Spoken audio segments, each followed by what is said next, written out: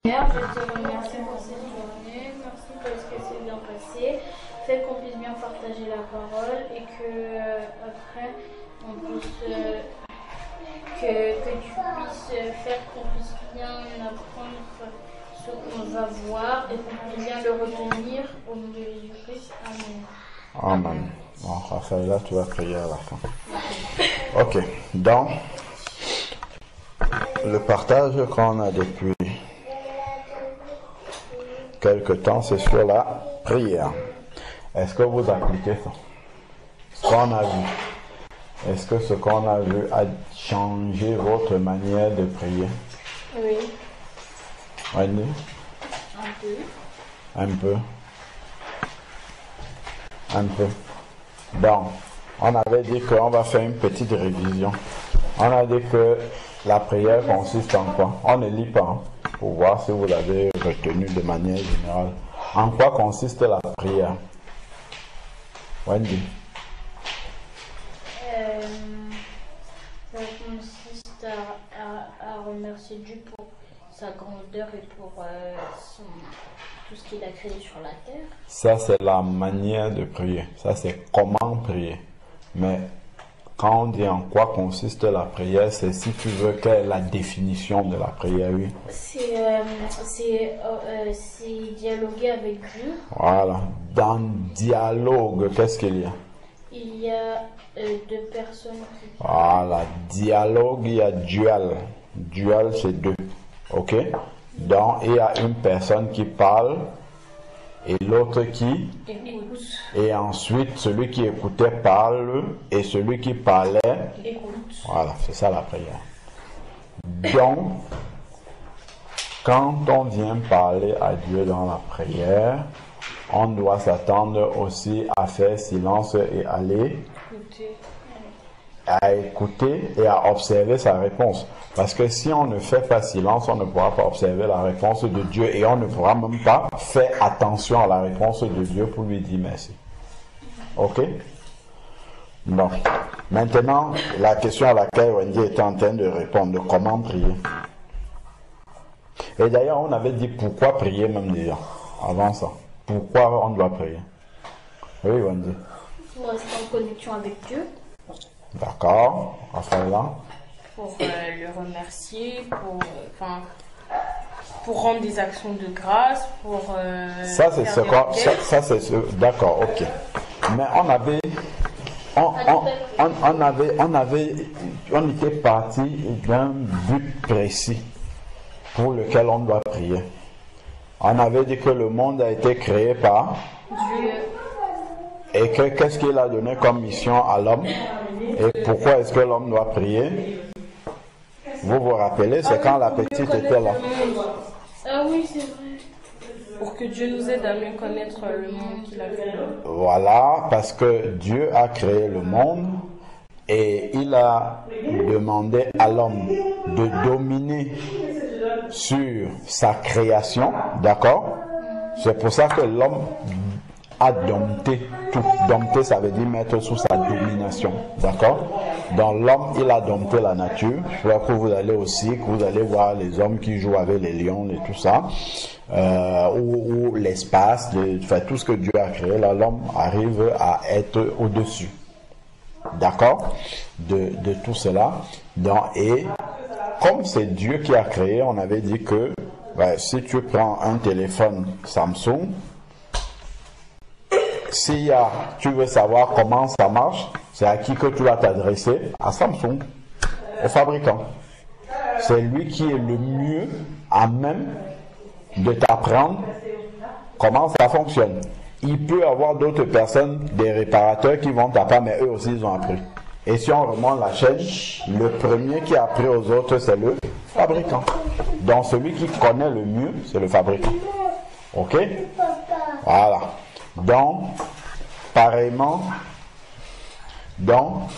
si pour Dieu ayant donné la domination de sa création à l'homme, l'homme doit prier et demander à Dieu comment fonctionne la création que tu as faite et comment dominer dessus. C'est ça le but de la prière. Tout le reste, tout ce que vous avez cité là, ça rentre là-dedans. Ok? Que les requêtes, tout ça, ça va être par rapport à quelque chose qui se passe dans le monde. D'accord? Voilà. Donc, c'était ça qu'on avait dit, le but de la prière. Maintenant, comment prier? On avait dit pourquoi prier, comment prier, c'est quoi la prière, pourquoi prier, comment prier maintenant. C'est ce que vous avez commencé à dire là. On ne lit pas. Là, on veut voir ce qui est resté. Vous n'avez pas lu, c'est très bien. On veut voir en discutant, comme ça, en partageant, qu'est-ce que vous avez retenu. D'accord? Comment prier? Wendy, tu avais commencé à dire ça tout à l'heure. Oui, tourne ça comme ça. Voilà. Ok, vas-y.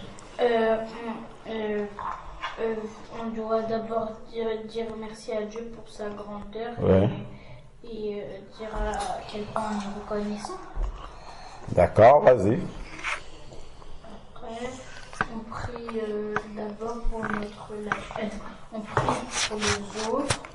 Ensuite, pour notre relation avec Dieu. Oui. Et pour notre relation avec notre prochain. Oui. Et après. Très bien. Donc, on avait résumé ça.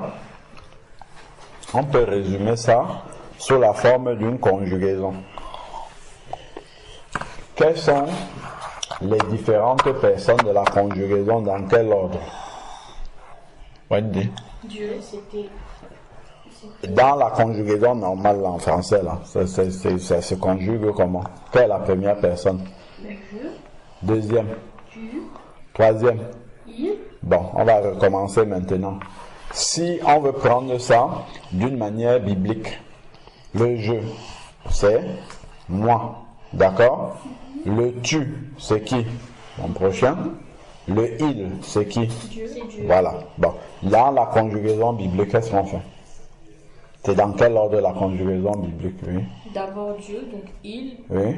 Ensuite, c'est notre prochain. Oui. Tu. Et ensuite, c'est nous, je. Donc, c'est il, tu, je. Ok? Voilà. Donc, ça te donne le squelette d'une prière. Il, tu, je. Le squelette, ça veut dire la manière dont c'est organisé. C'est ça qu'on entend par le squelette. Ça te donne l'ossature d'une prière. D'accord? La manière qui est agréable à Dieu, hein, parce que tu peux venir au merci Seigneur pour tout ce que tu as fait au nom de Jésus-Christ. Amen. Donc, tu vas partir. Mais ce qui est agréable à Dieu, c'est il, tu, je. Donc, le il, qu'est-ce qu'on met dans il? Qu'est-ce qu'on dit en général? Qu'est-ce qu'on avait vu? Merci pour ce qu'il a fait. Merci pour la création. Voilà. Parce que s'il n'avait pas créé tout ça, on ne pourrait pas en profiter. Vous voulez aller au parc, la nature, tout ça là, ben si Dieu n'avait pas créé tout ça, s'il n'avait pas donné la sagesse aux hommes pour aménager les espaces, tout ça là, ben, il n'y aurait pas. On est bien d'accord. Voilà. Donc, Dieu, c'est ça. Ensuite, le tu. On prie pour notre relation avec notre prochain. Notre relation avec notre prochain nous inclut même déjà. Donc ça, c'est en dernier, notre relation avec notre prochain, parce que nous, on participe à ça, d'accord? Donc ça peut être même déjà un peu égoïste. C'est prier pour les besoins du prochain, complètement, sans que nous, on ne soit même inclus là-dedans. Prier pour que le prochain soit bien, que Dieu... Et la plus grande prière pour notre prochain, c'est quoi? Qu'il rencontre le Seigneur. Voilà, qu'il rencontre Dieu. C'est ça la plus grande prière qu'on peut faire pour le prochain. Qu'il rencontre Dieu, qu'il soit en santé et que Dieu pourvoie à ses besoins. Voilà 3 prières simples pour le prochain. Et maintenant, chaque jour, tu peux varier de prochain. Les voisins, la famille, les cousins, les camarades de classe, les professeurs, les autorités, le maire, le préfet, le président de la République, ainsi de suite. D'accord? Voilà. Donc, vous voyez que dans le tu, en fait, tu ne peux pas manquer ceux à qui ou quelqu'un que tu as rencontré. D'accord? Après, qu'est-ce qui vous amuse? C'est quoi? Bon. Ok, donc ça c'est le tu. Maintenant, le je. Le moi. Ça, c'est le plus simple. Parce qu'on sait bien demander ce qui est bon pour nous. Qu'on aille bien, qu'on soit en bonne santé, que Dieu nous renouvelle le souffle de vie chaque jour. Ça, encore, c'est encore égoïstement. Ça, c'est ce qui vient dans le bas de la liste. Ce qui vient dans le haut de la liste pour nous, ce qui nous concerne, c'est que Dieu nous aide à faire sa volonté. Et il y a deux personnes, et il y a beaucoup de personnes, mais deux en particulier dans la Bible, à qui Dieu a demandé de lui demander ce qu'il voulait. Quelles sont ces deux personnes-là et comment ont-ils répondu? Oui. Salomon. Salomon, très bien. Qu'est-ce qu'il a demandé à Dieu? La sagesse. Ok, très bien. Et a demandé la sagesse. La deuxième personne, ce n'est pas Dieu qui a demandé, mais c'est lui qui s'est adressé à Dieu directement pour lui demander quelque chose, oui. C'est David quand il combattait avec Goliath. Il a demandé quelque chose à Dieu. Mais oui. Non, il a eu la foi en Dieu, il n'a pas demandé quelque chose à Dieu. Mais si après il lui a dit donne Seigneur, donne-moi la force. Ah bon? Oui. C'était dans les dessins animés ou dans la Bible? Dans les dessins animés. Bah non. Parce que là, lui, il parlait à Goliath directement ayant la foi. Dans la Bible. Hein. Moi, je dis dans la Bible, mais il n'a pas demandé à Dieu de lui donner. Il a utilisé la force que Dieu lui avait déjà donnée, surtout la foi. C'est surtout la foi qu'il avait. D'accord? Donc, la deuxième personne, c'est Saul de Tarse. Donc, lui, c'est pas Dieu qui lui a demandé, mais quand il a rencontré Jésus sur le chemin de Damas, qu'est-ce qu'il a dit? Il a demandé à Jésus.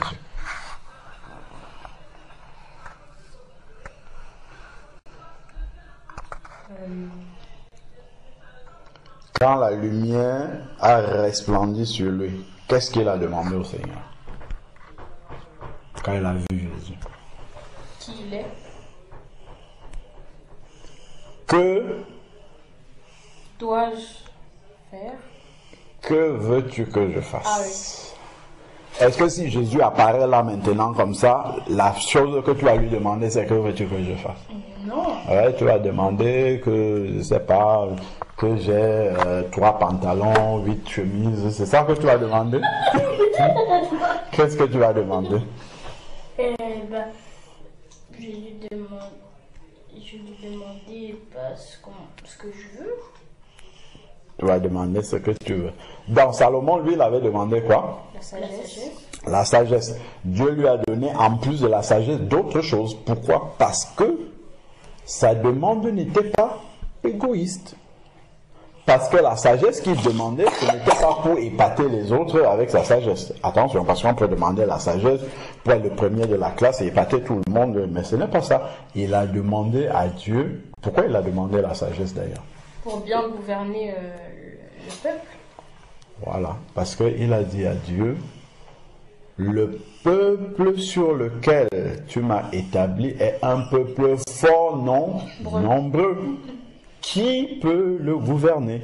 Donc accorde-moi la sagesse pour que je gouverne ton peuple. Ok? Donc ce n'était pas quelque chose pour lui-même. D'accord? Oui. Voilà. Donc, et ça, c'est ça qui a plu à Dieu. Est-ce que vous voyez? Ce qui plaît à Dieu toujours, c'est quand on se détourne de soi-même pour s'intéresser à l'autre. Donc, d'où le il, tu, je. Est-ce que vous comprenez les prières qui sont agréables à Dieu, le il, tu, je? D'accord? On s'intéresse d'abord à l'autre et ensuite nous. Tu aimeras le Seigneur, ton Dieu, de tout ton cœur, de toute ton âme, de toute ta force. C'est le premier commandement. Et le second qui lui est semblable, tu aimeras ton prochain Comme toi-même. comme toi. Vous voyez, il y a dans l'ordre, le il, tu, je, te. C'est ça que Dieu agrée. Et même dans le jeu, il faut voir ce qu'on demande à Dieu. Est-ce que c'est égoïste pour nous-mêmes seulement, ou alors c'est quelque chose qui va glorifier Dieu, dans lequel on voit l'intérêt de Dieu. Ok? Oui. Voilà. Donc là, on a fait déjà une bonne révision. Ensuite, maintenant, on avait vu dans le jeu, on avait dit à Dieu notre émerveillement devant sa grandeur, d'accord? On avait cité les versets, les actions de grâce, remercier Dieu pour ce qu'il fait, ainsi de suite. Et après, les requêtes, d'accord? Est-ce qu'on avait commencé à voir déjà les moteurs ou les accélérateurs de la prière, ce qui peut faire que Dieu... Oui, on avait vu. On avait parlé de quoi? Qu'est-ce qu'on avait cité comme... Oui. De bien disposer son cœur. Enfin, Oui, très bien. Avoir un cœur bien disposé. Quoi d'autre? On n'avait pas vu la foi, l'obéissance. Demander au nom de Jésus, non? non.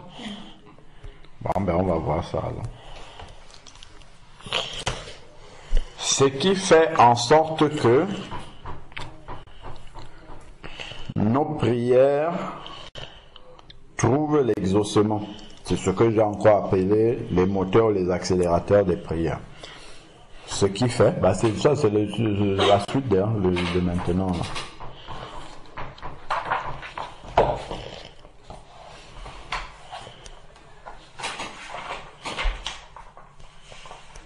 Ce qui conduit à l'exaucement de la prière. Voilà, on va dire ça comme ça. Ce qui conduit à l'exaucement de la prière. Vous mettez la date.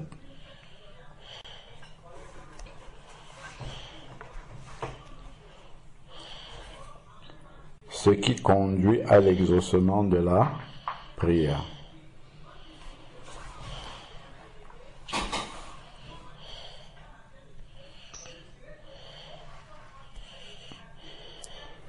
Ce qui conduit à l'exaucement de la prière, ou des prières, si vous voulez. 1, vous avez dit la disposition du cœur, c'est ça? Oui. Être bien disposé. On avait écrit. On avait écrit ça déjà? Oui, on avait écrit Ouais. les accélérateurs des prières. Ah bah. L'état du cœur Oui. avec lequel on s'approche de Dieu. Oui. Exemple Cain et Abel, offrande. Très bien. C'est 3. Ok. La mauvaise disposition de cœur est un frein pour la prière. Oui. Égoïsme, jalousie. Uh-huh.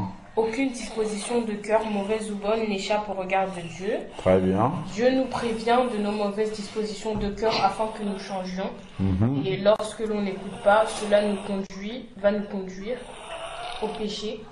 C'était avec l'histoire de Cain et Abel, c'est ça? Oui. Ouais. Et après, comme sujet de on avait dit que le Seigneur puisse nous aider à avoir de bonnes dispositions lorsque nous nous approchons de lui dans la prière. Okay. Et pour cela, Dieu coopère avec nous. C'est pas seulement, on ne doit pas seulement prier, mais on doit aussi faire des efforts. D'accord. C'est là qu'on s'est arrêté? Oui. Très bien, donc on va continuer. Donc on revient plus sur la disposition du cœur, c'est très bien. Dans la suite, c'est là. Quand on prie. La foi. La foi. Tout simplement. Parce que si on n'a pas la foi, c'est même pas la peine de prier.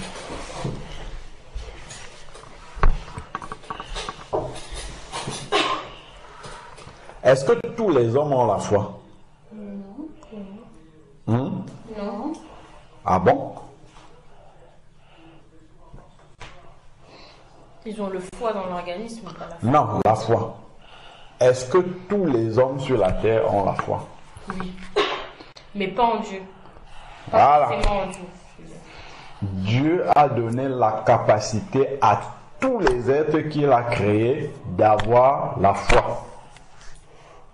Pourquoi vous allez à l'école? Parce que vous avez la foi que l'école va vous aider plus tard. Eh bien si vous n'y croyez pas, personne de vous ne devait se lever pour y aller. Pourquoi nous on vous envoie à l'école? Parce qu'on a la foi que si vous allez à l'école, vous aurez un métier plus tard et vous en sortir. Oui. Pourquoi tu prends l'avion? Parce que tu as la foi que si tu prends l'avion à Paris et que ça part en Grèce là-bas, ça va t'amener en Grèce.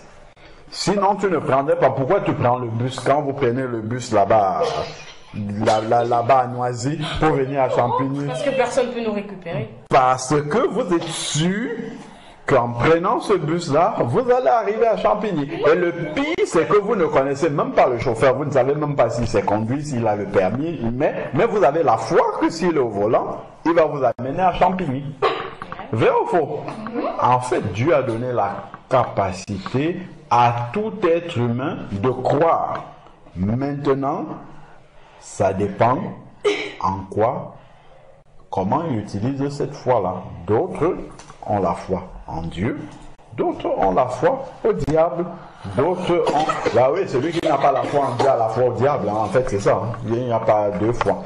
Et après maintenant, tout ce que j'ai cité là, ce sont juste des manifestations de cette foi-là. D'accord? Oui. Voilà. Donc, tous les êtres humains ont la capacité, la foi. D'ailleurs, les partis politiques, il y en a qui votent Emmanuel Macron, d'autres Marine Le Pen, ainsi de suite. En fait, ils ont la foi dans ces personnes-là. Sinon, ils ne devaient pas voter ces personnes-là. Ils ont la foi dans cette personne-là. Ils pensent que cette personne-ci est bien pour être le président de la République. Donc, ils ont la foi. Ils croient. Donc, tout le monde croit en quelque chose. D'accord? Mais il faut croire en Dieu. Parce que c'est ça qui sauve. Ok, donc, la foi. Là, on va rester dans le cadre de la foi en Dieu. Donc, on a dit la foi. Il y a un verset qui me vient en tête, je crois que c'est dans Hébreu, où il dit, il faut que celui qui s'approche de lui ait la foi que Dieu existe. Sans la foi, il est impossible de lui être agréable. Vous connaissez pas le verset? Non, ça... Alors, bon, on va dire déjà, sans la foi, il est impossible de lui être agréable.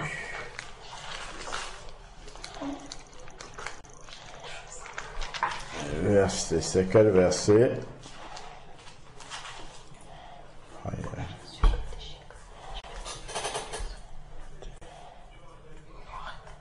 Dans Hébreu 11:6. Hébreu 11:6. Hébreu 11, chapitre 11, verset 6. Vous avez trouvé? Hébreu, c'est justement, Hébreu 11, c'est sur la foi. Justement, si vous voulez lire à propos de la foi, c'est dans Hébreu 11. Donc, qu'est-ce que vous lisez? Hébreu 11, 6. Wendy, tu trouves, tu lis, s'il te plaît.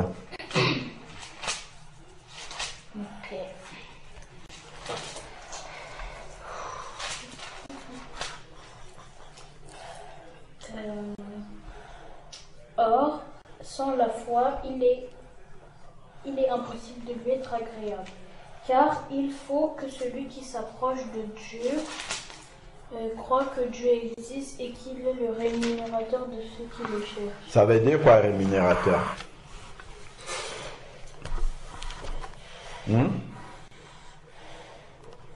Le rémunérateur. Il va enrichir en quelque sorte ceux qui le cherchent. Le rémunérateur, c'est celui qui récompense. D'accord? Donc, il est celui qui récompense celui qui le cherche. D'accord? Donc, qu'est-ce que le verset là veut dire? Que si tu pries, si tu commences à prier, il faut croire que Dieu existe. Sinon, en fait, c'est pas la peine de prier. C'est un peu comme quelqu'un qui... Tu montes dans le bus à Noisy pour venir à Champigny, mais tu ne crois même pas que ce bus-là va sortir de Noisy. Est-ce que tu vois? Si tu ne crois pas que ce bus va sortir de Noisy, est-ce que tu vas monter dedans pour aller à Champigny? Non. Voilà. Donc, c'est croire que Dieu existe, première chose. Parce que celui qui exauce les prières, c'est Dieu. Donc, si tu pries quelqu'un qui n'existe pas, ça déjà c'est un problème. Ça veut dire qu'il y a quelque chose qui ne va pas bien dans ta tête. Donc, croire que Dieu existe donc, et ensuite croire qu'il va exaucer. D'accord? Voilà. Donc, la foi. Ça, c'est un accélérateur de prière. Dans le verset de base, c'est celui qu'on a vu. On peut encore lire d'autres versets. Vous regardez dans Matthieu 17, verset 20.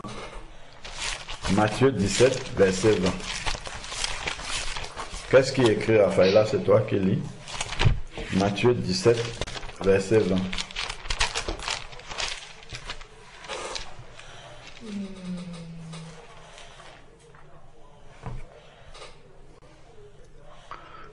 Wendy, tu as fini de noter? Non, pas encore. Attends, on attend qu'elle finisse. C'est bon? Oui. Tu as noté Hébreu 11 et 6? Oui, D'accord, ok. Matthieu 17, verset 20. Je vous le dis en vérité, si vous aviez de la foi comme un grain de sénévé, vous diriez à cette montagne, transporte-toi d'ici là, et elle se transportera. Rien ne vous serait impossible. Voilà. Donc, si vous aviez la foi comme un grain de sénévé, vous savez c'est quoi? Le sénévé, c'est la plus petite graine qui existe. Donc, c'est tout petit comme ça. Donc, croire que Dieu est capable de faire. Et là, il prend l'exemple de la montagne. La montagne, ça fait partie de la création de Dieu. Si on revient à ce qu'on a dit au début. Comme c'est Dieu qui l'a créé, si tu ordonnes, pourquoi la montagne va se déplacer? Parce qu'elle est soumise à Dieu. Donc, quand tu ordonnes et que tu crois que Dieu est capable de le faire, Dieu le fera. Voilà. Bien sûr, il faut que ça soit selon la volonté de Dieu. Parce que si tu dis à Dieu, fais que le ciel tombe sur la tête de Wendy, je crois que ça, ce n'est pas la volonté de Dieu. Tu ne vas pas faire ça aussi pour tenter Dieu, pour voir s'il est capable de le faire. Parce que des gens l'ont fait. Pour tenter, d'ailleurs, vous me parliez d'une vidéo de quelqu'un qui a dit, venez voir comment Jésus, je marche sur l'eau, et puis il s'est noyé.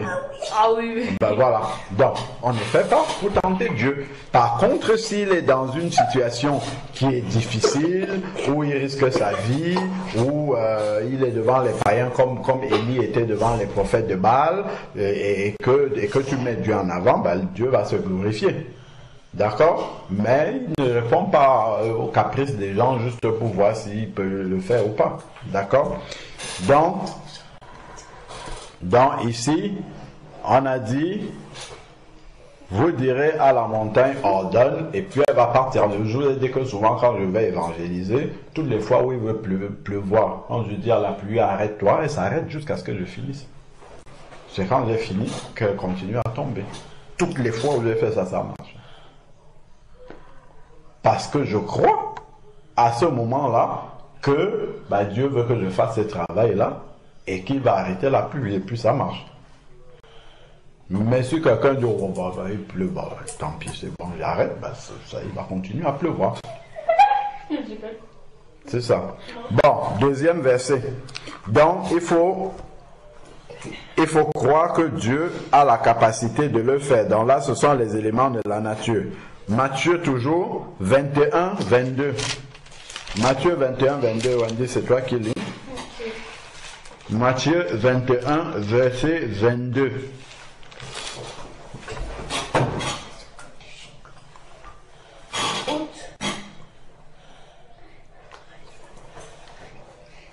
Matthieu 21, 22. C'est bon, je peux lire? Oui. Ok. toi, Matthieu 21, verset 22. 22. Ô de toi, de là. Non. Ah, tout ce que vous demandez avec la foi par la prière, vous le recevrez. Amen. C'est quoi le premier mot du verset? Vous avez compris? Tout. Il n'a pas dit à l'exception de. Il a dit tout ce qu'on demande par la foi. Dans ce qu'on n'obtient pas et qui est la volonté de Dieu, ça veut dire qu'il nous manque la Foi. tout ce que vous demandez avec la foi. Donc c'est ça qui est le problème maintenant.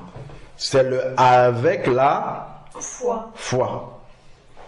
Avec la foi. Dans ma version, il y a une explication, c'est en croyant. D'accord? En croyant par la prière, vous le recevrez. Ensuite, vous avez noté le verset? Non, là on est toujours dans la foi. Mais il y a aussi un autre. Vous avez compris c'est quoi la définition de la foi déjà? La foi, c'est croire que Dieu a la capacité de faire ce qu'on lui demande dans la prière. D'accord? Voilà, c'est ça la définition. Mais il y a un verset aussi dans la Bible, je crois que c'est dans la Bible, qui dit que si jamais... en fait, je crois qu'il y a trois possibilités. Si on demande quelque chose à Dieu, soit et que ça ne se réalise pas, soit peut-être c'est parce qu'on n'a pas la foi, Oui. soit parce que... Ce n'est pas la volonté de Dieu. Ou Oui. soit parce qu'on a mal demandé. Oui, ça on va arriver là, tout à fait. Donc, Matthieu 21, 22, c'est bon. Luc 17, 6. Luc, c'est après Marc 17, 6.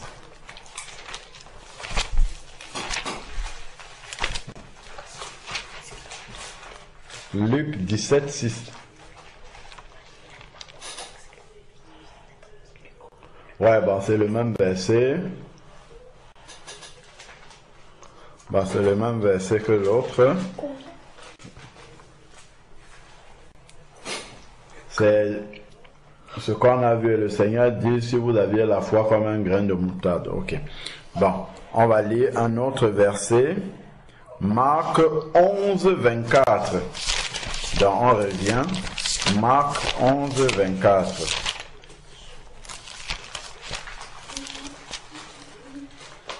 Marc 11, 24.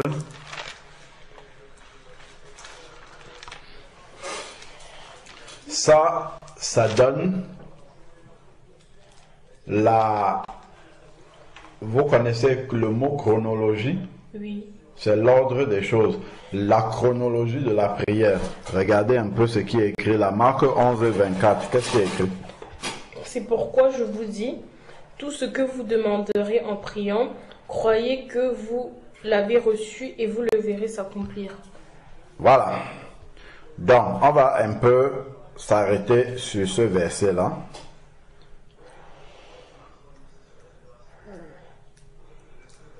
Qu'est-ce qu'il dit? Parce que tout à l'heure, on avait vu tout ce que vous demandez en priant.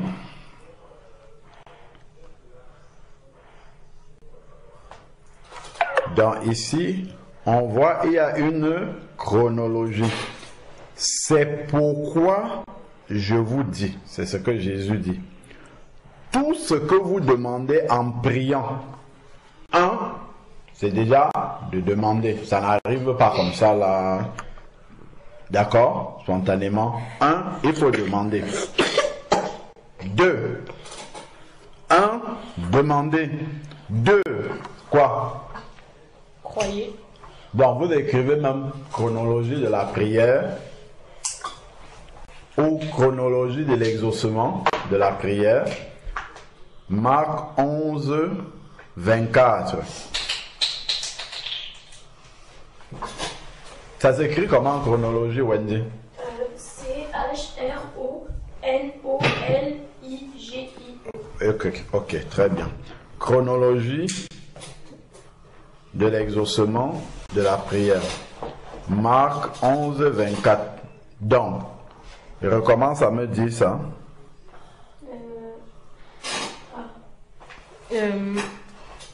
C'est pourquoi je vous dis, tout ce que vous demanderez en priant, croyez que vous l'avez reçu et vous le verrez accomplir.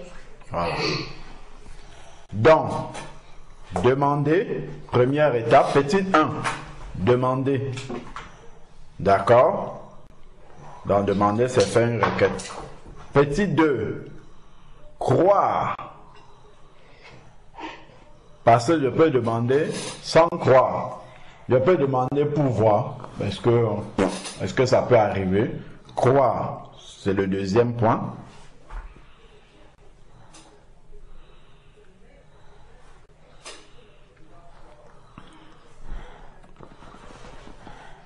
Croire en quoi? Qu'est-ce qui est écrit là?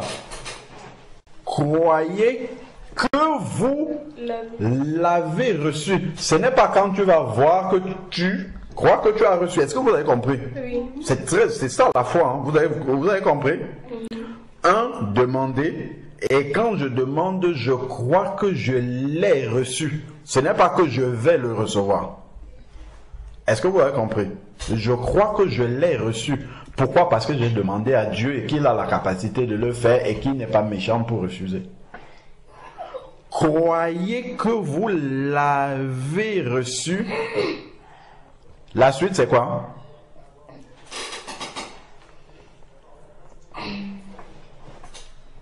Et vous le verrez s'accomplir. Et le et, c'est quoi? C'est la conséquence. Parce que j'ai demandé et que j'ai cru que j'ai déjà la chose, alors je vois maintenant. Vous comprenez la foi? La foi, c'est croire sans avoir vu. Croire qu'on a déjà la chose sans l'avoir Vu. Voilà. Contrairement à Thomas. Contrairement à Thomas. Vous avez compris? Voilà.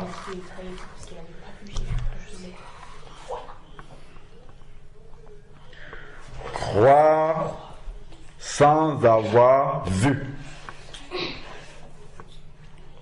C'est quand je crois ainsi que j'ai déjà la chose, qu'ensuite, parce que je crois que je l'ai déjà, c'est ensuite alors que je pourrais voir maintenant. Pourquoi? Parce que quand tu demandes, Dieu est d'accord, la chose existe déjà spirituellement. D'accord? Elle existe parce que la foi, elle est spirituelle. Elle existe déjà spirituellement. Et puisque je crois, là maintenant, elle va venir physiquement par la suite. Ok? Voilà. Donc c'est comme ça que ça se passe. Et donc, le problème, c'est que au milieu de tout cela, souvent, nous voulons voir d'abord avant de croire. Donc nous, on inverse les choses. Est-ce que vous comprenez ce que je dis? Nous, on inverse les choses. C'est si je vois la chose que je crois que Dieu est exaucé ou que Dieu est d'accord. Je crois que Dieu m'a accordé une chose parce que sa parole dit qu'il me l'a accordé. Donc, la foi vient de ce qu'on entend et ce qu'on entend vient de la parole de Dieu. Ça, c'est un verset dans Romains 10, verset 17. Ok? Donc, je crois parce que Dieu a dit. Ok? Et c'est ensuite que cela vient à la manifestation physique. Donc, même si mes yeux voient le contraire, ou mes sens sentent autre chose, je dois croire plutôt ce que Dieu dit. Et c'est ça qui fait en sorte que ce qui est spirituel prenne le dessus sur ce qui est physique. Et là, mes yeux commencent à voir, mon corps commence à sentir, ma main peut toucher, et ainsi de suite. D'accord?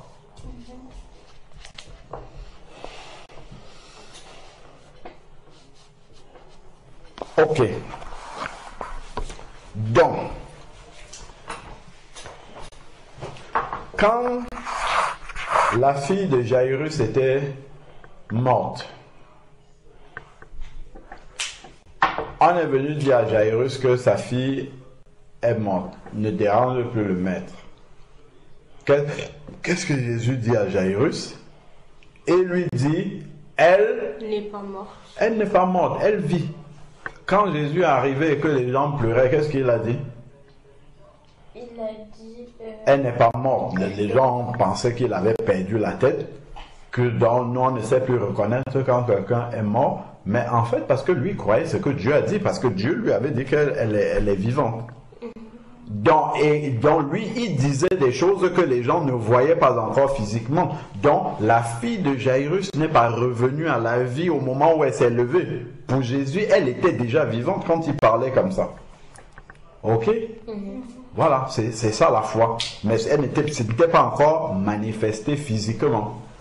Mais lui, il disait déjà qu'elle est vivante. Et là, à ce moment-là, il a simplement dit, Talita Kumi, jeune fille, lève-toi. Et puis elle s'est levée. Parce que c'était déjà vrai pour lui. Ok? Voilà, donc c'est ça la foi. Donc ensuite, maintenant,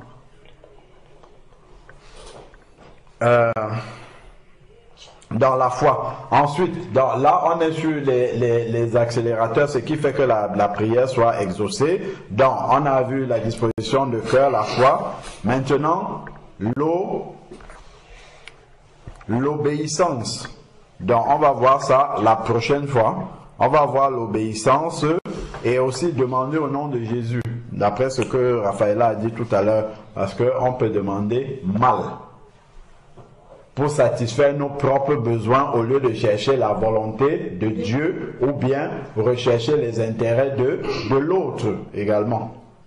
Le il, tu et je. D'accord? Donc, on va rester d'abord cette fois-ci sur la foi. La dernière fois, c'était sur les dispositions de cœur. On avait bien développé. Cette fois-ci, c'est sur la foi. Ok? Est-ce que vous avez compris comment la foi marche? Oui. Voilà. Qu'est-ce qui peut maintenant faire en sorte que c'est quoi déjà le contraire de la foi? Le contraire de la foi, c'est quoi? La non-croyance. Oui, la non-croyance. Oui, il y a un mot simple en français.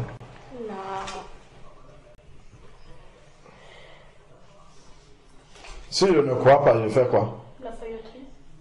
La Failloterie. Donc, si je ne crois pas, je fais quoi? Je faillote. Parce qu'en fait, si on dit... C'est un mot qui est simple, ce n'est pas compliqué. Si je ne crois pas, je fais quoi? Je doute. C'est tout. C'est pas plus compliqué que ça. Si je ne crois pas, je doute. Non, pas du tout. Ben si. Mais non, parce que... Si tu crois pas à quelque C'est que tu doutes. Non. Si par exemple, je te dis, oui, là je viens de m'acheter un tacos et que tu ne crois pas, ça veut dire que tu doutes de Non, ce que je te dis. pas forcément, parce que douter, ça veut dire que t'es pas sûr, alors que... Non, douter, ça veut dire aussi que t'es pas sûr. Tu remets en question, Oui, voilà, c'est ça. Remets en Douter, ça veut dire remettre en question. Dans le contraire de la foi, c'est le doute. Donc, Quand tu as la foi, t'es sûr. dans la foi, d'ailleurs, on peut même voir la définition de la foi. C'est Hébreu 11 là qu'on a vu. On va voir la définition biblique. Hein. Je l'ai expliqué tout à l'heure avec nos propres mots pour qu'on puisse retenir. Prenez Hébreu 11, verset 1. Là, vous avez la définition. Hébreu 11, verset 1. Wendy, tu lis. Hébreu 11, verset 1. Qu'est-ce que la foi? La définition biblique. Or, la foi est une ferme assurance des choses qu'on espère, une démonstration de celles qu'on ne voit pas. Voilà. Donc, si on commence à voir, c'est que ce n'est plus la Foi. Donc, la foi, c'est l'assurance ou la certitude des choses que l'on espère. D'accord? Et la démonstration de celles qu'on ne voit pas. La démonstration chez moi ici, c'est la conviction. La conviction de celles qu'on ne voit pas. Et pourquoi? Parce que c'est Dieu qui a dit. Ok? Donc, vous notez ça. Hébreu 11, la définition de la foi. La foi, c'est l'assurance dans les choses qu'on ne voit pas. Vous pouvez noter ça simplement comme ça. Ou la conviction. Voilà, on va noter ça avec nos propres mots. la foi, c'est la conviction des choses que l'on ne voit pas encore. Hébreux 11, verset 1. La foi, c'est la conviction des choses qu'on ne voit pas encore. Hébreux 11, 1. Donc, quels sont les sujets de prière qui se dégagent de tout ce qu'on a partagé? Quels sont les sujets de prière que cela vous inspire?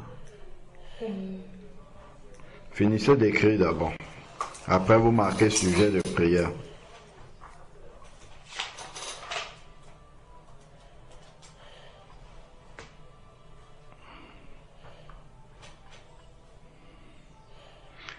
Évitons d'utiliser le mot foi dans le sujet de prière. Utilisons plutôt sa définition, parce que ça va plus nous aider. D'accord? Que Dieu nous aide à avoir la conviction des choses qu'on ne voit pas encore. Voilà, que Dieu nous aide à être convaincus sans avoir vu.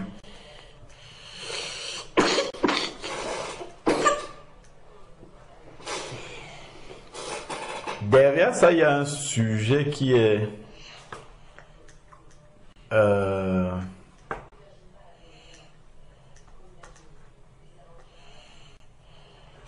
vous connaissez le mot sous-jacent? Un sujet sous-jacent. Ça veut dire un sujet qui découle de. D'accord? Un sujet qui est caché derrière. Est-ce que c'est le contraire de adjacent? Ça n'a rien à voir. Bon, on va dire ça simplement, un sujet en lien. On va dire ça comme ça, un sujet qui est en lien avec. D'accord? Donc, alors, qu'est-ce que vous avez noté que Dieu nous aide à... Wendy, c'est quoi? Ce pourquoi tu es fâché, c'est plus important que ce qu'on partage. Hein? Alors, la suite, c'est quoi? Donc, qu'est-ce que tu as noté, Raphaëla? Que Dieu nous aide à être convaincus sans avoir vu. Voilà. Donc, convaincus sans avoir vu. Et le sujet sous-jacent derrière, c'est quoi? Qu'est-ce qui fait en sorte que tu sois le plus convaincu par quelque chose que tu, même si tu ne vois pas encore? Ça dépend de celui qui le dit. Oui. Je prends un exemple simple. Si Elijah vient là et dit, Wendy, je vais t'acheter un kebab, est-ce que tu vas croire? Non. Pourquoi? Parce qu'il n'a pas d'argent. Il n'a pas d'argent, il est petit, voilà. Ok. Si maintenant, maman vient, elle dit, Wendy, je te ramène un kebab tout à l'heure quand je reviens, est-ce que tu vas croire? Oui, là c'est déjà plus... Voilà. Donc, pourquoi? La foi aussi dépend de celui qui a dit. Donc, ça dépend de la manière dont tu connais celui qui a dit. Ok? Un aveugle, par exemple, qui ne voit pas que c'est Elijah qui a dit. D'accord? Et disons qu'il n'a pas la voix d'un enfant, il peut croire. Parce qu'il ne sait pas qui a dit. D'accord? Il se dit, ouais, ben, que ce soit maman, que ce soit lui, voilà, il peut croire. Mais, dans le sujet sous-jacent qu'il y a derrière la foi, c'est de connaître celui qui a dit. Celui qui connaît bien Dieu a plus confiance en Dieu et croit que Dieu est capable de le faire. Si on le connaît moins, on va se dire, ah, peut-être que oui, peut-être que non. Ou alors on peut croire qu'il est capable de le faire, mais qu'il ne veut pas le faire. Ok?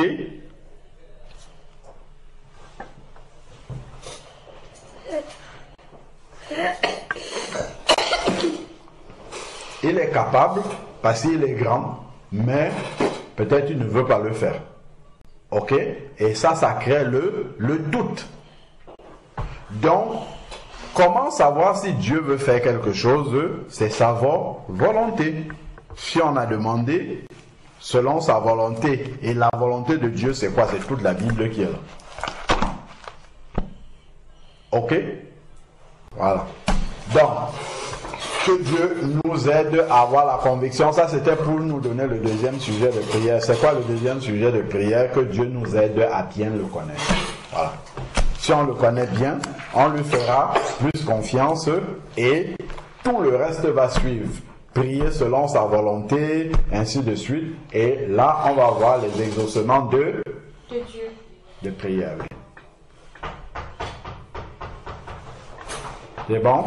Donc c'est Raphaël qui va prier pour la fin.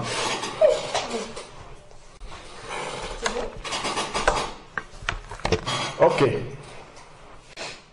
Seigneur, je te remercie encore pour ta parole que tu nous as permis d'écouter, Seigneur. Qu'elle puisse rester gravée dans nos cœurs, que tu puisses nous aider à la comprendre, qu'on puisse vraiment la méditer chaque jour. Amen. Que je puisse, Seigneur, nous aider à être convaincus sans avoir vu. Qu'on puisse, Seigneur, lorsqu'on te demande quelque chose, qu'on puisse avoir la foi et croire que tu nous l'as déjà donné. Et Amen. Seigneur, que tu puisses nous aider à bien te connaître, Seigneur, qu'on puisse encore plus avoir la foi Amen. en toi, au nom de Jésus-Christ, que tu puisses nous garder pendant cette soirée. Renouvelle-nous, Seigneur, à chacun le souffle de vie demain, que la journée de demain soit meilleure que celle d'aujourd'hui, au nom de Jésus-Christ. Amen. Amen. Le verset que je citais tout à l'heure, qui me revenait pendant la prière de Raphaël, la foi vient de ce qu'on entend. Donc pour avoir plus de foi, ça vient de ce qu'on entend, et ce qu'on entend vient de la parole de Dieu. D'accord? La parole de Dieu, c'est quoi? C'est Dieu lui-même. Oui. Au commencement était la parole était avec Dieu, et la parole était Dieu. Jean 1:1. D'accord? Donc c'est Dieu lui-même. Donc plus, en fait, tu connais Dieu, plus la foi grandit. C'est ce que tu as dit dans ta prière. Aide-nous à mieux te connaître pour que notre foi grandisse davantage. D'accord? Oui. Je prends souvent l'exemple, si tu arrives dans un établissement scolaire et que tu rencontres celui qui est au portail là-bas. Et puis il te dit, ton enfant va être inscrit. Si jamais les délais sont déjà passés, tu vas dire, le portier, qu'est-ce qu'il peut bien décider dans l'administration?